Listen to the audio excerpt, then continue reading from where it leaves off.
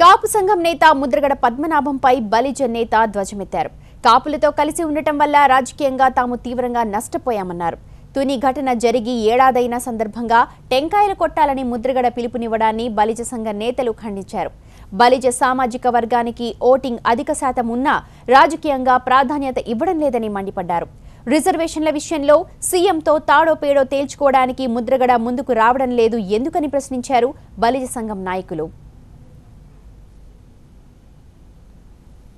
తుని సంఘటన జరిగింది, సంవత్సరమైంది, మీరందరూ గుళ్ళకెళ్ళి టెంకాయలు కొట్టడం అని చెబితే బాహ్య ప్రపంచం ఏ విధంగా మనల్ని కొంచెం మాట్లాడుకుంటున్నారో ఒక్కసారి మనం ఆలోచన చేసుకోవాలి. వర్ధంతులకో జయంతులకో మనం ఏదైనా ఘనకార్యాలు చేసినప్పుడు టెంకాయలు కొట్టుకుంటాం, కానీ రైలు దహనం చేసినప్పుడు, బస్సులు దహనం చేసినప్పుడు, పోలీస్ స్టేషన్ దహనం చేసినప్పుడు మన జాతి దీంతో అటువంటి హిస్టరీ ఎప్పుడు లేదు. ఈరోజు మనం టెంకాయలు కొట్టి చేయాల్సిన పని లేదు. మనం సాధించి టెంకాయలు ఏంది, మన కోరికలు ఏంటంటే భగవంతుని తీర్చుకుందాం, దానికి మనం ముందుకు వెళ్దాం.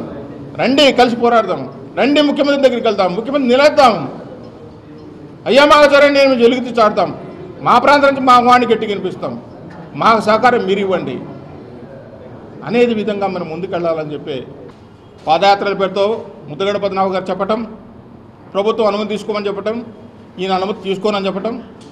ఈ దాగుడు మూతలు ఎంతకాలం? ఒకసారి అయిపోయింది, 2 సార్లు అయిపోయింది, 3 సార్లు అయిపోయింది. ఎవరైతే మనకు అధికారంలో ఉన్న వ్యక్తి ఈరోజు ముఖ్యమంత్రిగా ఉన్నాడో, ఎవరైతే ఆయన మాట ఇచ్చాడో, చావో రేవో తాడో పేడో తెచ్చుకోవాల్సింది మనం ఆయన దగ్గర.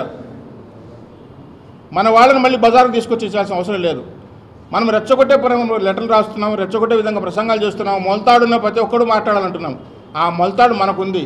ఆ చావో రేవో తాడో పేడో నేరుగా ముఖ్యమంత్రి మీరు రండి, మేము వెళ్దాం, తెలుసుకుందాం. ఉద్యమం ఎలా చేశారు? వాళ్ళు శాంతియుతంగా చేశారా, హింసాత్మకంగా చేశారా? ఆ రోజు గాడి తప్పింది ఉద్యమం.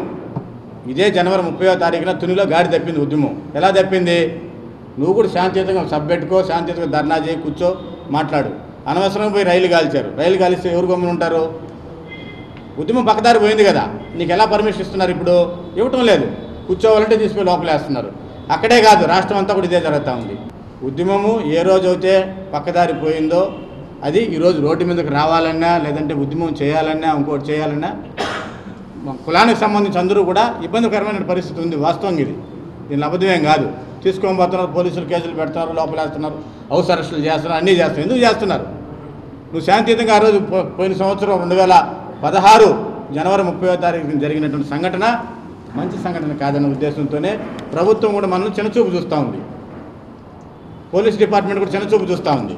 ఎందుకంటే ఒక పార్టీ గొడుగు కిందకో, ఒక జెండా కిందకో కులానికి సంబంధించిన ఉద్యమం పోకూడదు. ఎప్పుడు కూడా పోతే అది పక్కదారి పోతుంది. ప్రతి ఒక్కరికి టార్గెట్ ఎవరంటే బలిజ కులస్తులే.